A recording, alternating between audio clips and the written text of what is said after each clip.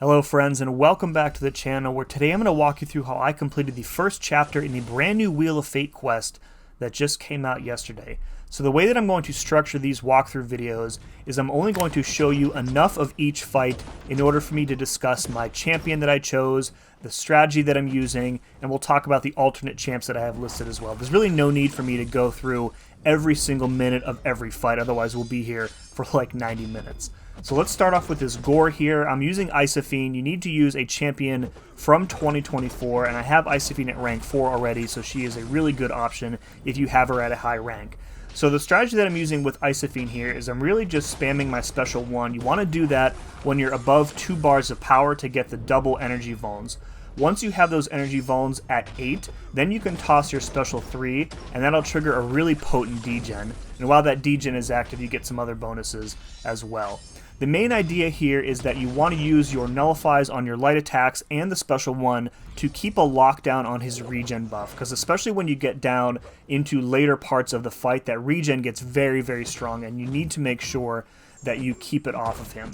Now, the main skill ask in this fight here is that once he throws 4 special 1s, he needs to throw a different special attack. So you basically need to learn the full dex on his special 2, and to do that, you need to dex back when he raises his sword, which he will do twice, and then he will like dash in and stab you. That's the easiest part of the dex here. So I messed up on the first special 2 there, as you saw. I do a much better job on the second special 2, but this is kind of like a level up opportunity for you to learn how to dex that special 2.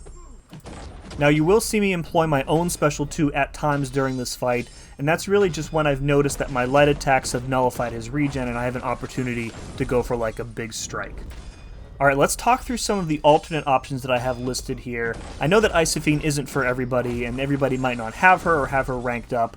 The easiest and probably the fastest option for this fight is going to be the leader. And with leader, you want to spam your special 1, and eventually as GORR's regen gets more potent, you will be reversing more of it, and you'll get him down that way. Keep in mind also that leader's SP1 also applies a passive effect that increases a defender's regen rate, so you're actually intentionally making his regen even stronger so that you can reverse more of it. I've also seen Nefaria work very well here. Again, when you stay in that ionic overload mode or whatever it's called, you're going to be healing up from a lot of the regen that you're denying to GORR, so that he works really well. Spiral also works very well, and she'll keep a lot of the debuffs off of herself as long as you keep up her fervor chain. Although you might want Spiral for later, so I don't think I would really recommend using her for this fight. No matter who you use, remember you are going to have to learn that special 2 dex. There really is no way around that. Once he throws those special 1s, he's going to have to use a special 2, and you're either going to take it to the face or you're going to have to learn the full dex. And remember, that's the first fight in the quest. You can always restart if you don't get a good run. No need to spam revives on that one.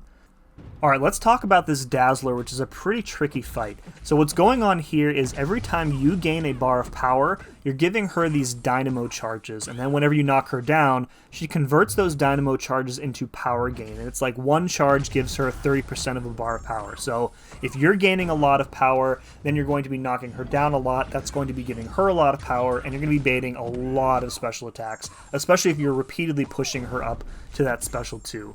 Now, I'm using Chavez here. As you can see, you can only use champions from 2021, and the biggest reason I chose Chavez for this fight is that via her purple dimension, she has some pretty nifty power control. It can actually reverse the power gain from those dynamo charges, as you can kind of see happening here. So ideally what I'm trying to do here is keeping 1, hopefully 2 of those purple dimensions up at all time, and then I can basically play the fight as normal, and then build up my other dimensions, land a big special 2 with the orange dimension, and hopefully deal some big damage here. Now, the other node that you have to watch out for here is a root node, where you can see, like, when I'm far away from DAZZLER, there's a root timer on me, and then it goes away when you get close to her again. So if you spend too many seconds away from DAZZLER, then you're going to get rooted. And if DAZZLER has one of those, like, dazzling dashes available, you're going to get stunned even if you're blocking, and she's going to deal some really, really big damage to you. So you got to watch out for those dazzling dashes. Now with Chavez, as you can see, I'm just letting my heavies fully complete, again keeping those purple dimensions up 1 for sure, 2, maybe 3 if I can manage it. And then while those purple dimensions are up, I'm trying to get the rest of my dimensions up and then building up to like a big special 2. Remember, you can use the blue dimension to heal yourself, which I do need later on in the fight. I'm not going to show the entirety of this fight because it's like 8 or 9 minutes long. It's like a safe fight with Chavez, but it's pretty boring, not gonna lie. So, you know, you might choose to use somebody else, but Chavez, it works pretty well here, even if it's a long fight. Now, one of the big disadvantages to not using a tech champ in this fight is that Dazzler reduces an opponent's critical damage rating. So that's why, like, the crits that you're seeing here are doing essentially nothing because I'm not a tech champ. So speaking of tech champs, let's go through our alternate options that I have listed here. The first one is Penny Parker. So Penny Parker obviously is a tech champ, so her crit damage rating will not be lowered and locked by Dazzler. But beyond that, there's a couple of reasons you might choose to use her. The first thing is that she cannot be stunned through her block while she has the Sync Shield up, which is a really good option to deal with Dazzler's dazzling dash mechanic if you are, you know, getting rooted. The other thing is that since you're going to be giving Dazzler a lot of extra power via knocking her down and gaining power yourself, you're going to be ramping your Spider Protocol charges a little bit faster than you would in a normal fight. So again, with Penny, you ramp up a bunch of those Spider Protocol charges, then ideally you land a big Special 2 to apply a bunch of those instant incinerates. And hopefully, again, since you're a tech champ, you get some nice big crits in there as well. Overseer, I saw recommended by somebody in my alliance. I don't think there's anything, you know, insanely special about Overseer in this fight. A lot of red burst damage that you can do once you get into Cosmic mode. But other than that, you know, he's an option that I would probably say use if you really don't have anybody else. And then finally, Spider-Man 2099 is another very, very slow option here. So you will have access to the Withers on your Special 2. You're going to want him at Max Sig. And I realize that he is a very rare champ and even rare to have at high or Max Sig as a 7-star. So definitely not an option for everybody. But build up to the Special 2, apply your Withers, keep everything paused, hit into a block for those ruptures. And again, it's going to take a while, but he will work. I think that's all I wanted to say about the Dazzler fight, so let's go ahead and move on. Alright, moving on, we have Lady Deathstrike, who is an incredibly slow and tedious and frankly pretty boring fight. I'm going in here with Punisher 2099. I am not sure that I would recommend him. There are faster options, but options that you might want to save for later on in the quest.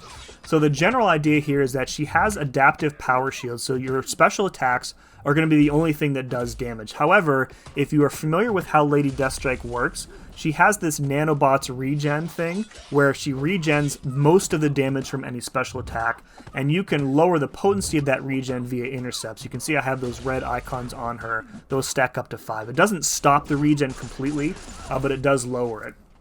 So in general here, and at the start of the fight, I don't really stick to this strategy, but I kind of switch it a little bit later. You want to stick to only your Special 3 in this fight because she won't regen damage from a Special 3. And if you have the ability to remove her armor up, then the regen will be disabled completely. So somebody like Corvus could work. It would be a long fight if you parry and then Special 2 to like deal like a big Special 2 with those G crits, as long as her armor up is away.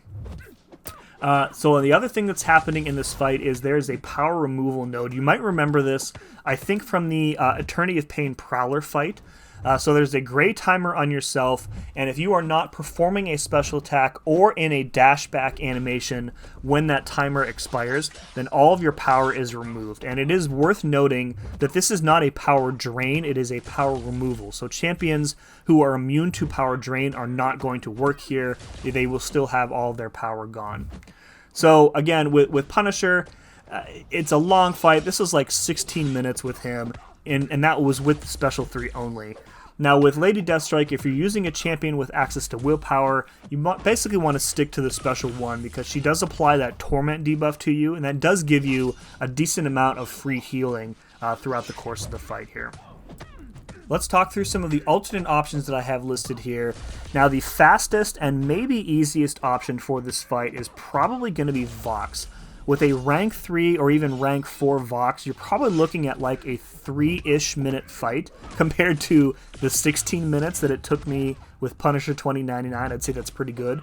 The main problem with using Vox for this fight is that you are almost certainly going to want Vox for later on. There is an arcade later on in the quest that you really, really want to have Vox for. Now, if you have access to a Scream, then you can safely use Vox for this fight, but otherwise, I would save Vox for that arcade. Now, with Vox, again, you want to stick to the special 3s. Every buff that he has on him increases the attack rating of the special 3s, so he can dish out some pretty nice damage, even without access to that degen from his special 1 or special 2. Another couple of good options here. Nova, a lot of people in my alliance were using Nova for this. Again, special 3 only. You don't really want to deal with her ridiculous regen, because even when you have it, like, you know, at a minimal amount with all 5 of those like red icons, I don't even know what they're called, she still will regen some of the special attack, and you're just lengthening the fight. So with really any champion, there's really no reason to use anything but a special 3. And then Iron Man, again, you know, has access to big specials. When you use the special 3 with the arc reactor, he's going to have an increased attack rating. So if you don't have a Vox, if you don't have a Nova, or if you don't want to use Vox because you need him for later, Iron Man can work here. But again, anybody, pretty much anybody in this pool is going to work okay. It's just a long, really tedious, you know, and frankly, kind of boring fight here with Lady Deathstrike. Okay, so next up is Enchantress, which is a pretty straightforward fight, but still very difficult. So the main thing to look out for here is the unblockable special 1, and if you don't know these full special 1 decks, you're going to have to learn it here, otherwise you're going to have a really, really bad time. Now the only way you can gain power in this fight is when she uses a special attack. You get a bar power per special attack that she uses. So ideally, you want to be baiting and dodging a lot of special 1s here in order to ramp up the special damage for your champions.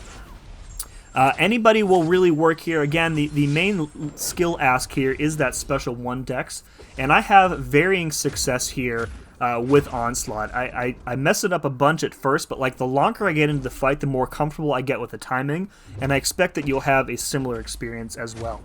Now, with Onslaught, one benefit to him is that if you happen to take the special 1 to the face, she's going to place, or have a good chance to place, like a Cold Snap or an Incinerate or a Shock on you, and that's going to help ramp his Neuroshocks on her. So it's a little bit safer to like mess up the special 1 with Onslaught than it is with other champs.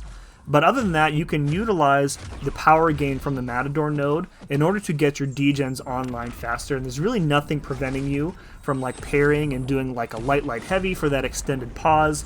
So with Onslaught, it's really just, or you know, not only with Onslaught, with anybody here, it's just like a big Enchantress duel with some easier access to power gain. And again, it all comes down to that special 1. If you're comfortable with it, you'll have a perfectly fine time in this fight. If not, you're gonna have to learn it on the fly. May cost you some revives to do so. So, as with any other Enchantress fight, you really do have to keep an eye on her spells, and she's going to be gaining a lot of them since you need to be constantly pushing her and baiting that special 1 in order to gain power to yourself. Now, the most important thing you want to watch out for is the green spell, because that could potentially trigger an untouchable. That's the most dangerous one. If she gains any green spells after her special 1, you need to bait out and punish a heavy attack. Orange spells, you need to intercept her to remove them, and then purple spells are the easy ones. You can just knock her down. So again, after every special 1, or maybe during the animation, keep an eye up on her side of the screen, and that'll be able to tell you kind of what what spells you need to remove. Now, a couple of other decent options for this fight. I did end up getting the solo with Onslaught. He's very tanky, like I said. Really, really good option. He's in the basic pool, so a lot of people have him or have access to him one way or another. Talk about some other options here. Jessica Jones, a very, very rare champion, obviously, especially at 7-star rarity. And I'm kind of only including her here because she is a pretty good option if you happen to have her. Most people don't have her. But she gets those weaknesses on special attacks, so she's really, really tanky, and she can go unstoppable and unblockable with all these special attacks that Enchantress is throwing, and that allows you to kind of punish her and deal with them a little bit easier. Now, the other 2 options I have listed here aren't options that I've seen used by anybody, but they are in the tag pool for Psychic Shielding.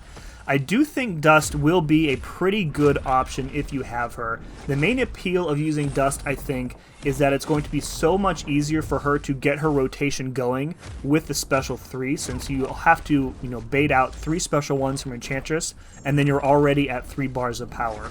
So the power efficiency that Dust gets is also going to get around the Matador node, because you're not gaining power, you're just using less power. So you get up to 3 bars by baiting 3 special 1s, make sure all the spells are cleared, and then what you want to do, go ahead, throw that special 3, it's going to use no power, you'll come out of it with 2 bars plus, and then you can go right into your special 2 and special 1 and hopefully deal some nice damage. Obviously you have to take care to continue to remove Enchantress's spells when available.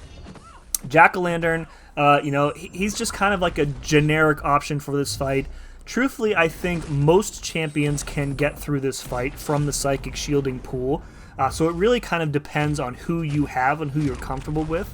And again, I keep coming back to this, the main focus, the main skill ask in this fight is that full special 1 dex. Everything else is kind of like luck of the draw with Enchantress's AI.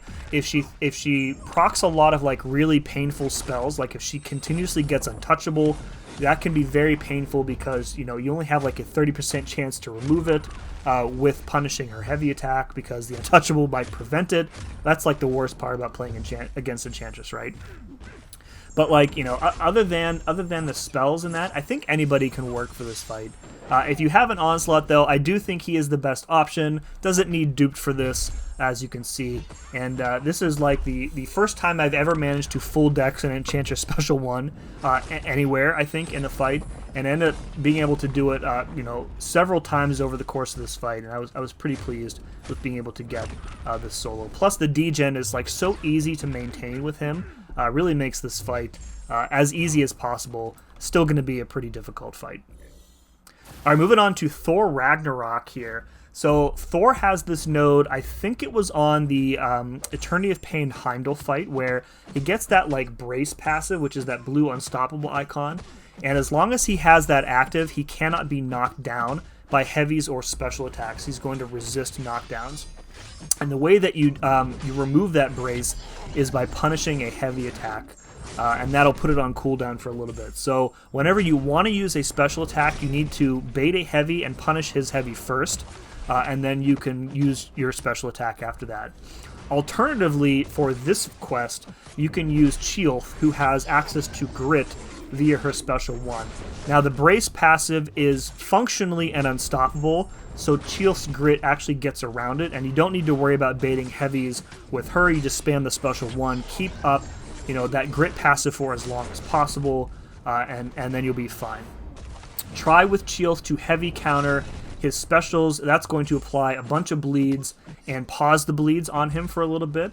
I think one of my alliance mates used Chee'ilth and said that he had like 40 or 45 bleeds on Thor at one point, which is pretty good. I don't get nearly as many, but as long as you stay aggressive and he is willing to throw the specials, you shouldn't have too many issues with like the combo gain and the power gain in this fight. He seems pretty aggressive, at least for me. So like even when he did trigger the power gain, he was willing to throw the specials right away. And I'm doing my part here and making sure that when he is low on those power gain charges, that I have a special attack ready so that I can cancel it out, pretty much right away as soon as it triggers here. So Chee'ilth, really, really good option for this fight. Null is another really good option. And normally you want to intercept against Thor in this fight. He has some node where you can like reduce his combo gain by intercepting. I didn't really find that to be necessary, which is why you're not seeing me do it with Chee'ilth. Obviously with Thor, if you intercept him, he has a chance to auto block, and if you play with Null, he has ability accuracy. He has true accuracy on his medium attack, so you can actually prevent the auto block that way.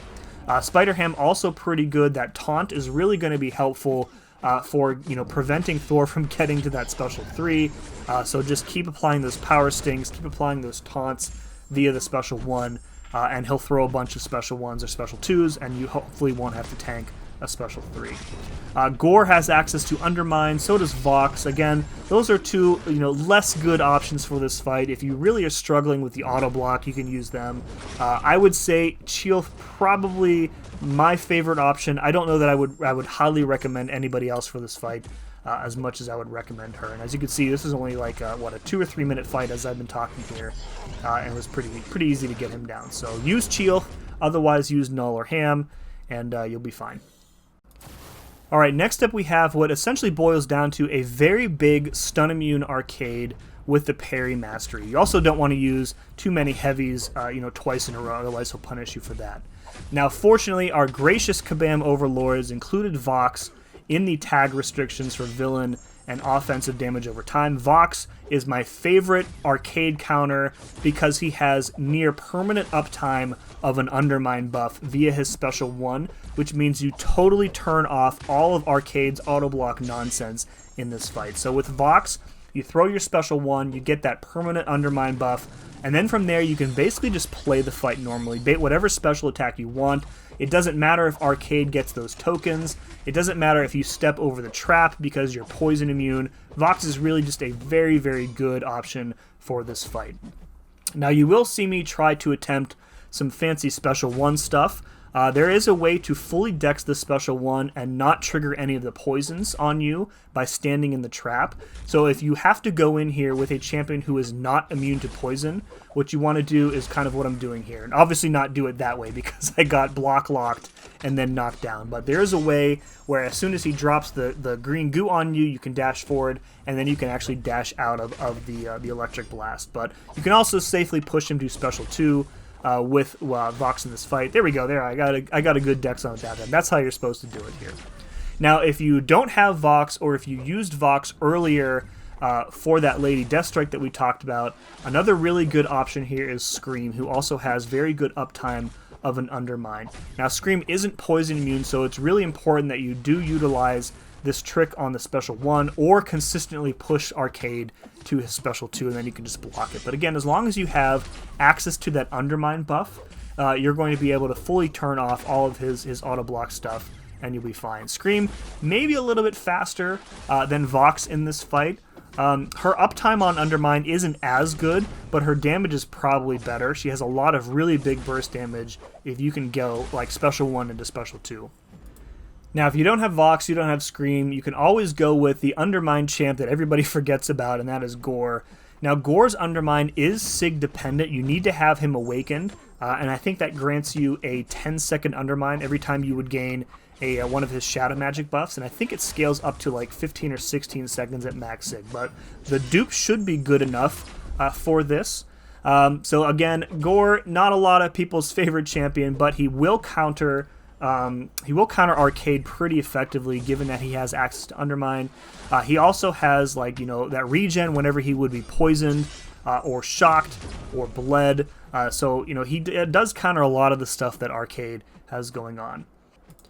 The last option I have listed there is Dark Phoenix, and I'm going to be honest with you. Dark Phoenix can work for this fight, but if you have access to her, being exclusive, kind of pay only, the chances are pretty good that you also have Vox or Scream or GORR. So I'm really only listing her there if you have her ranked up and you for some reason don't have the other good options ranked up. Like, she can work for this fight. She is very tanky. She has that safeguard built in. She can regen at the end of the fight based on her immortality and the energy damage. So again, likely that you have a better option, but she can work for this fight if you have her. Otherwise, again, Vox, best option number 1. Scream or GORR, less good but also pretty effective. Okay, next up we have a pretty tricky fight against Leader. This is going to be a rough fight if you don't have a champion who can prevent his debuffs via ability accuracy reduction or something like Tranquilize. So Black Cat and Mantis are really the two best options for this fight, and we'll talk about why. So the main node to pay attention to on this fight is Close Encounter. So you can see when I'm far away from the Leader, I am degenning, but when I'm close to him, I'm regenning. The problem is that you are going to be inflicting Spectre debuffs on yourself by hitting into him. So if you get enough of those on yourself, when you're close to him, it's actually going to reverse your regen. In addition, you're going to be getting those Wither debuffs on you, again from hitting into him. and if you parry him, you trigger a power gain on yourself, and the power is actually going to end up being reversed. So if you don't have a way of preventing or keeping those debuffs off of you, you're going to have your healing reversed, you're going to have your power reversed, and the fight is going to be very painful and over very quickly. Now, I chose Black Cat here, one of my favorite skill champs in the game.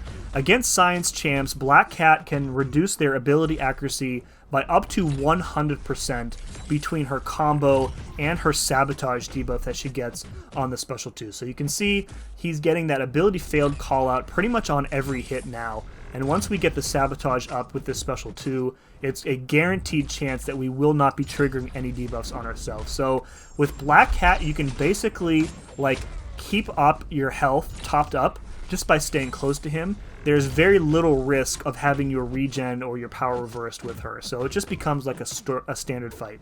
Now, you don't really need to do any of like the fancy Black Cat tricks in this fight.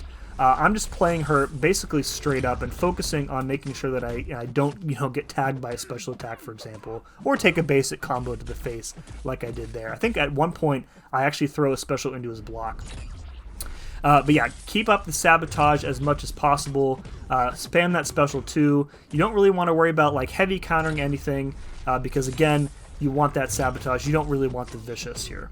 Now, Mantis, again, is going to work pretty similarly to Black Cat. As if you know how to play Mantis well, you know how to keep that Tranquilize passive up on him pretty much full time by slowing down your combos.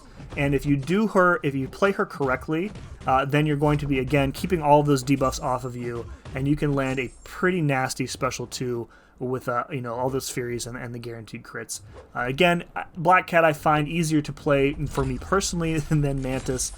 You may feel differently, but other than these two options, I really feel like anybody but Mantis or Black Cat is really going to struggle in this fight because the rest of the pool for 2022 doesn't have a lot of champions that can like turn off his ability accuracy, and you're going to be ending up triggering a bunch of debuffs on yourself just by playing the fight, and it's really, really painful. So again, use Black Cat.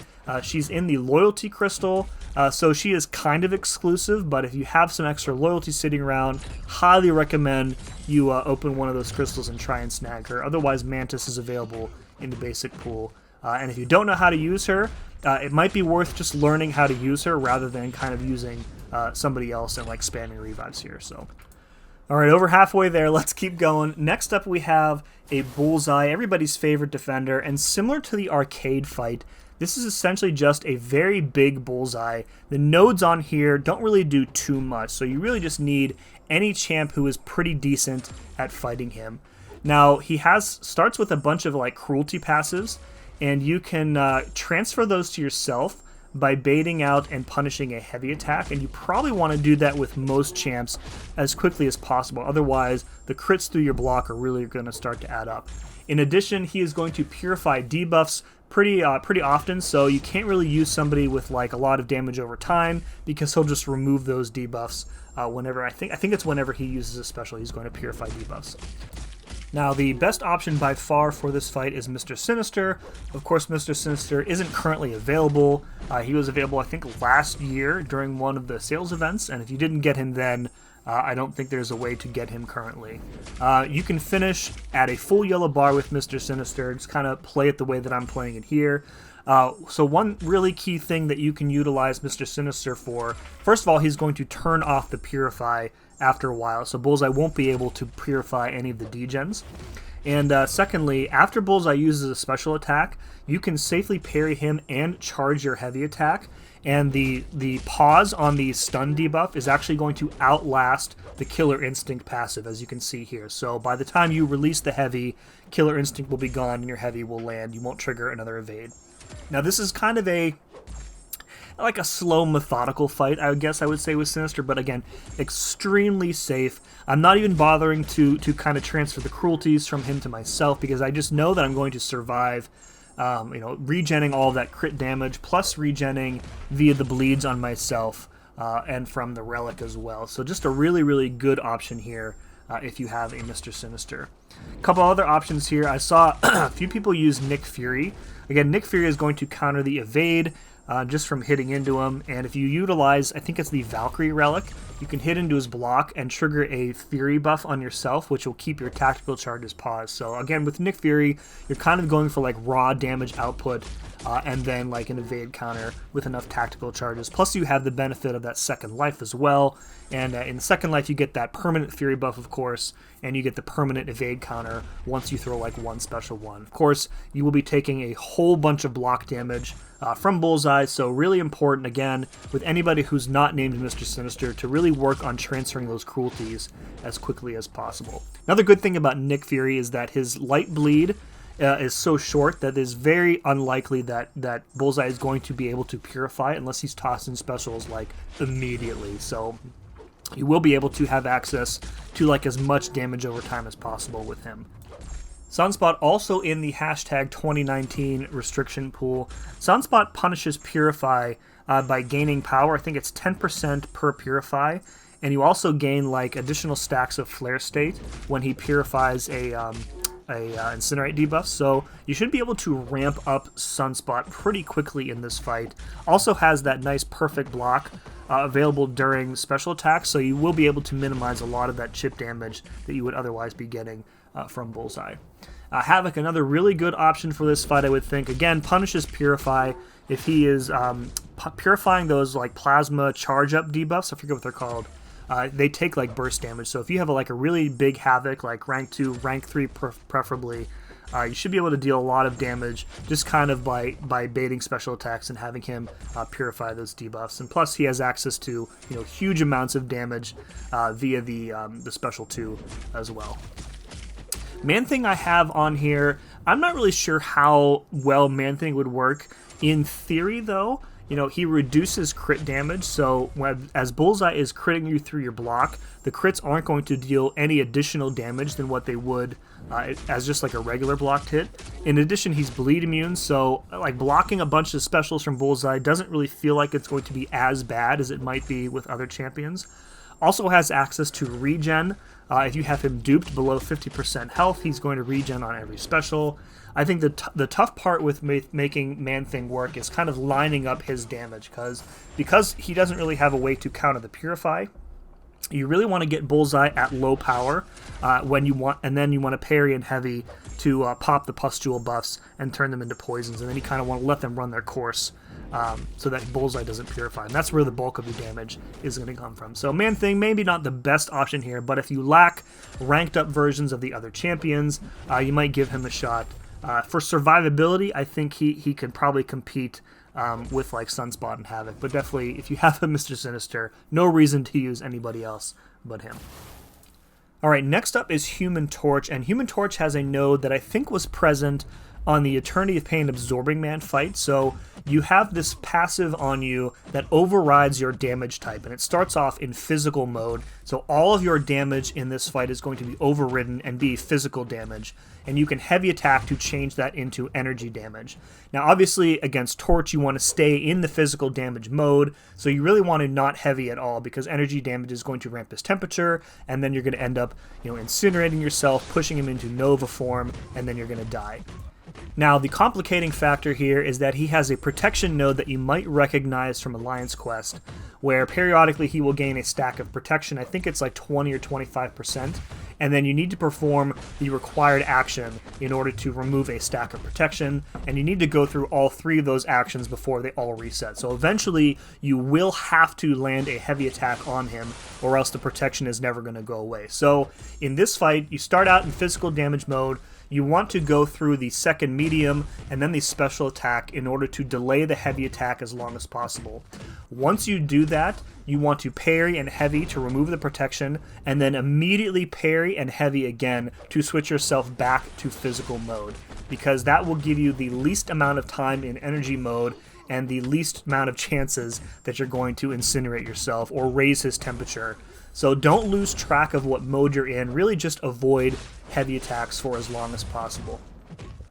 Now, he does go like dot immune, I think. He is already bleed immune, so you can't use bleeds to like reduce his temperature.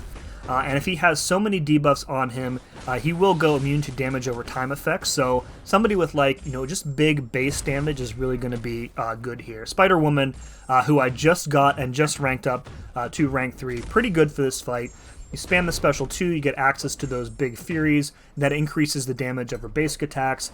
I don't think I go for too many special 1s here. The Power Stings, at rank 3 boosted, they only deal like 6 or 7% of his health or so, and the Power Stings consume her Fury, so you end up losing out on some of her overall damage by like cashing out with the Power Stings here.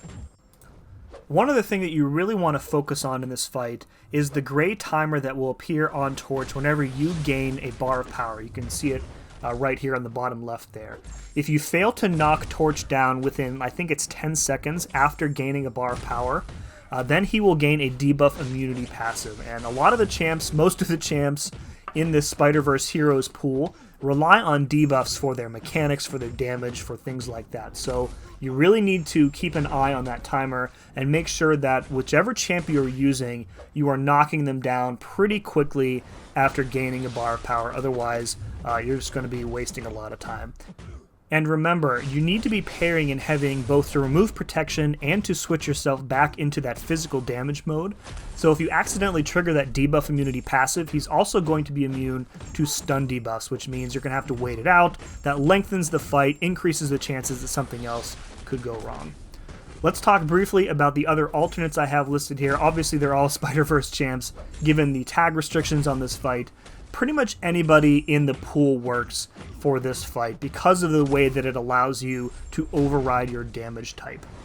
Spider-Ham, really good, a lot of burst damage available, especially if you're going to be baiting a lot of special attacks from Torch.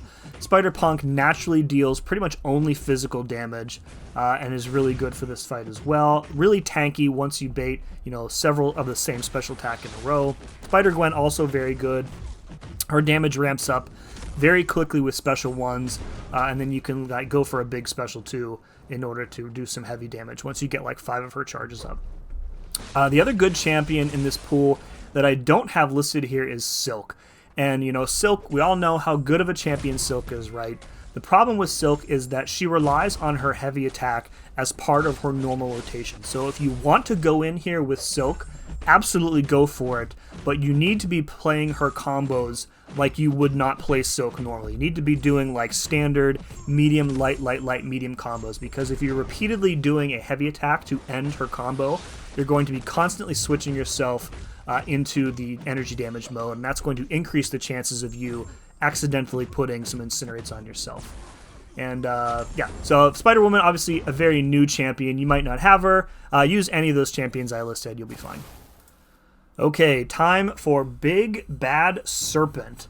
So similar to the arcade and the Bullseye fights, this is really just a big serpent. And again, we all know how annoying he is, how difficult he is as a defender. Doesn't really need much in the way of additional nodes to become very painful.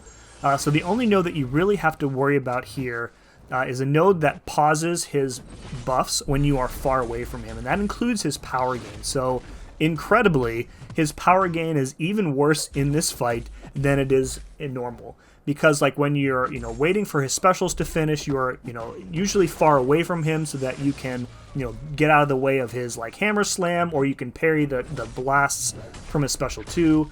And if he triggers a power gain during a special attack, it's going to be paused until you move up and get close to him. So really, really difficult to manage in this fight. Now, I am using Void in this fight, and that's mostly because I don't like using Spiral, and I don't have her ranked up as a result. If you have a Spiral ranked up and haven't used her in this quest already, she is probably the best overall option for this fight. She handles Serpent very, very well with the Power Steel.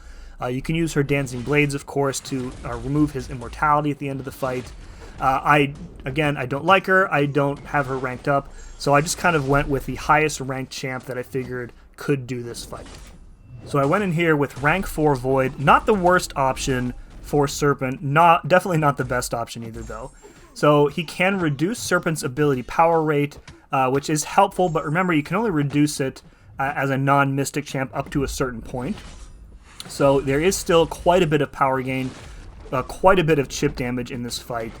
You know, Void does have a pretty beefy health pool, so he does survive for quite a while. This is I think the first fight that I didn't get a solo on my run through this quest. This actually cost me 2 revives. I think I do like 50% or so on the first run, and then like 48% on my second run, and then I triggered Immortality and died during Immortality and had to revive again. So again, if you have a Spiral, you should probably just use Spiral. If you have a high-ranking Wiccan is also pretty good, because once you get your Neutralize spell up, you can go ahead and prevent his power gains from triggering. And then if you're spamming special 1s against Serpent, you're going to regen a lot of that energy damage that you would be taking from his special attacks, which is really nice.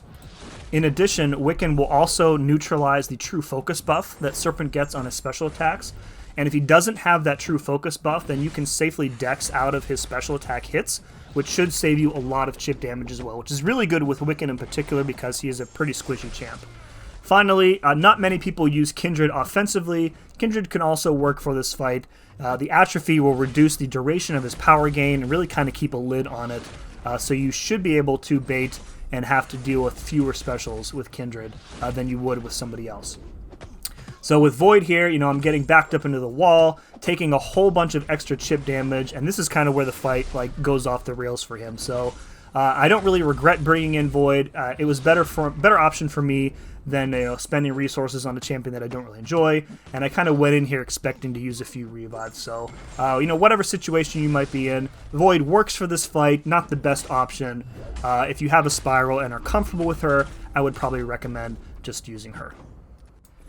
Speaking of Spiral, she is the next defender here, and we're going to be going into this fight with Deathless She-Hulk. Very good option for this fight. So the general idea in this fight is that if you use the same attack twice in a row, it's going to give her an unblockable effect, and that's just, in general is a very bad thing. In addition, every 15 hits in your combo is going to trigger a falter on yourself, so you do need to pay attention to that.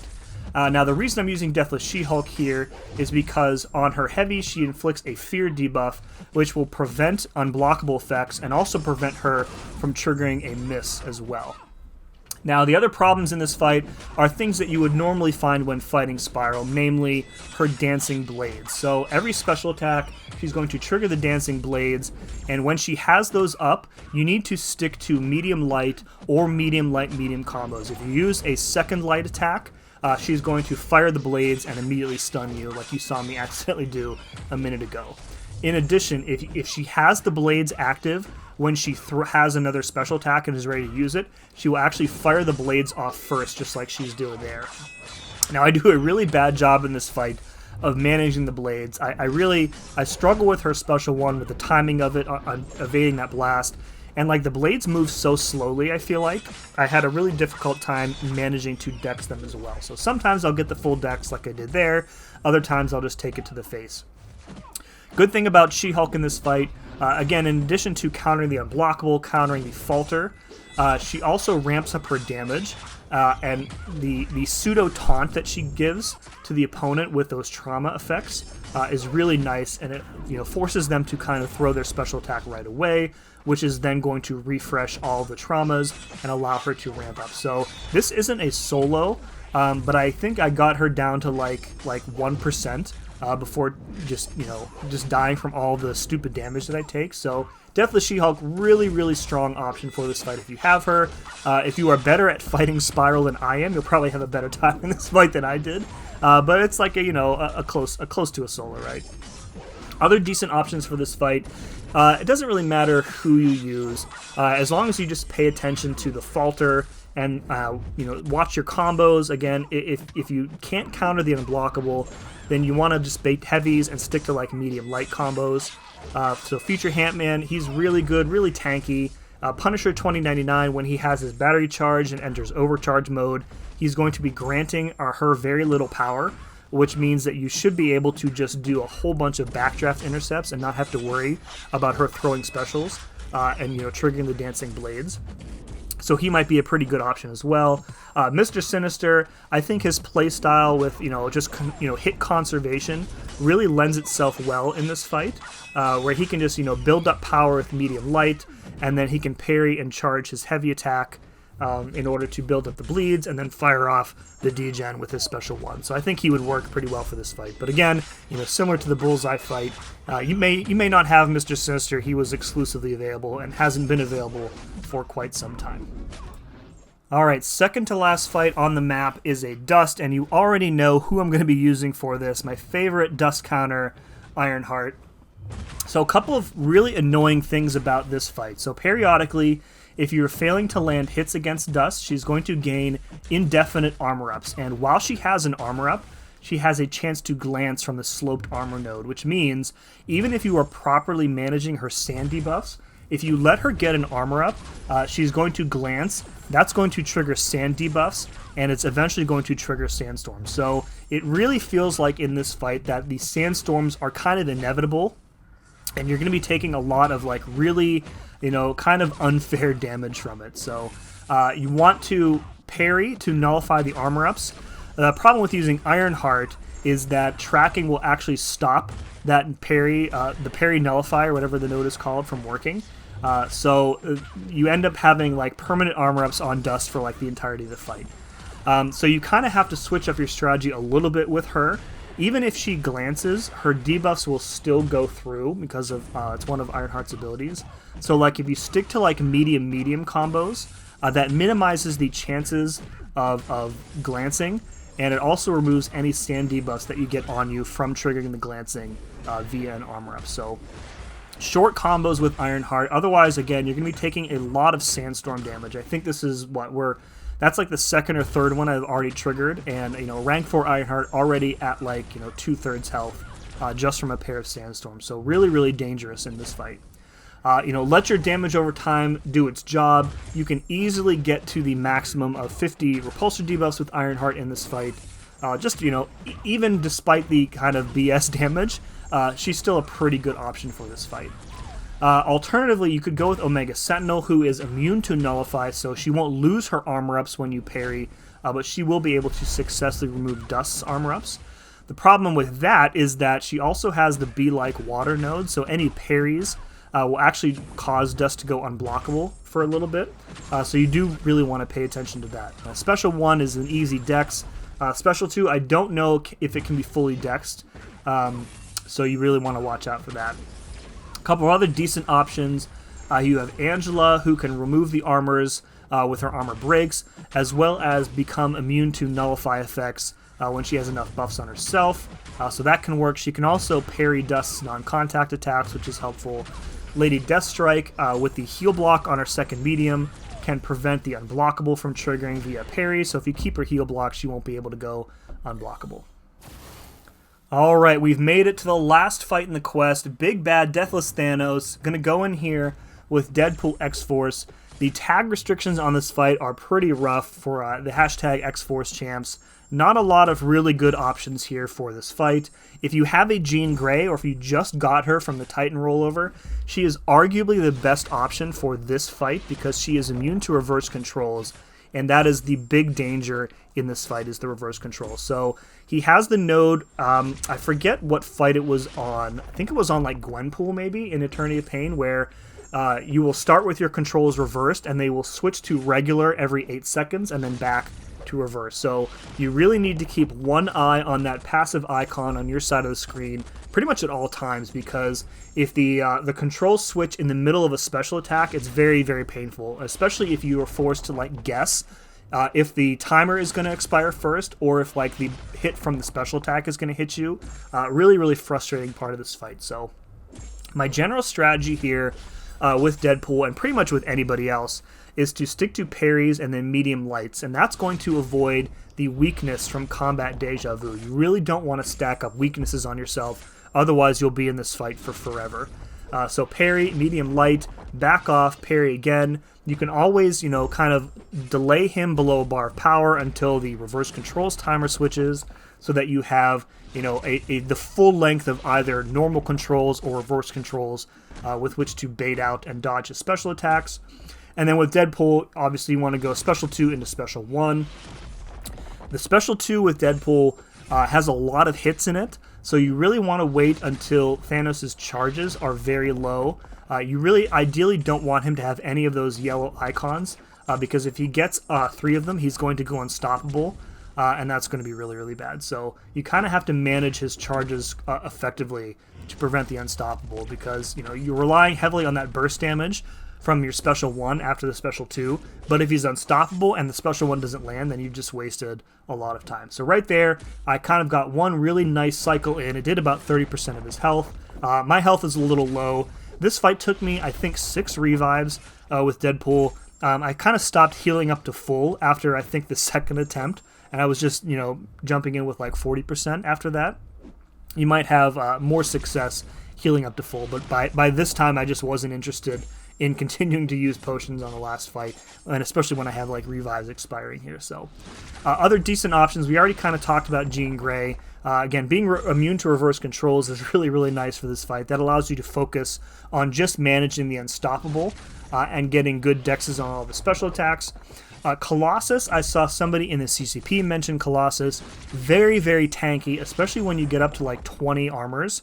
He can take a lot of hits to the face and come out with very little damage taken. So, very simple play style. Still got to watch out for reverse control. Still got to watch out for unstoppable.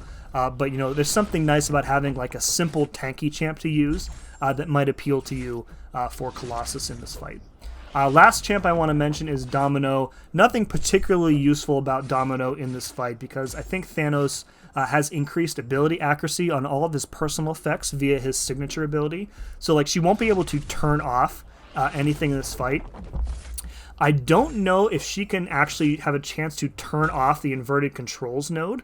I think the node specifies that like if the reverse controls fails to trigger, it will go on cooldown again. So I think theoretically she can probably turn it off, but like if it's only going to be sometimes, you kind of have to like guess whether it's going to turn off or not, and that's not very reliable. So Domino, not my top 3 options for this fight, but still could be good if you have one who's at like high rank.